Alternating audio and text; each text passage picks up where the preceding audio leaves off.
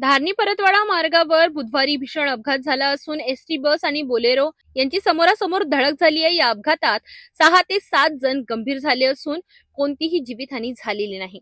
सविस्तर माहितीनुसार बुधवारी धारणी ते परतवाडा या घाटमाथ्यावरील मार्गावर अमरावतीहून खंडव्याकडे जाणाऱ्या महाराष्ट्र राज्य परिवहन महामंडळाच्या बस आणि समोरून येणाऱ्या महिंद्रा बोलेरो यांच्यात समोरासमोर भीषण धडक झाली। या अपघाताची माहिती मिळताच सेमाडो, परतवाडा आणि चिखलदरा येथून मदत पथके आणि पोलीस तात्काळ घटनास्थळी दाखल झाले। जखमींना त्वरित रुग्णालयात हलविण्यात आले असून त्यांच्यावर उपचार सुरू आहेत। घाट रस्ता, वळणावळणाचा मार्ग व वेग यामुळे अपघात झाल्याची प्राथमिक शक्यता वर्तवली जात आहे। या अपघातामुळे काही काळ वाहतुकीत विस्कळीत झाली होती। सुदैवाने या भीषण धडकेत कोणतीही जीवितहानी झाली नसली तरी प्रवाशांमध्ये भीतीचे वातावरण निर्माण झाले आहे। पोलिसांनी घटनास्थळाचा पंचनामा करून पुढील तपास सुरू केला आहे।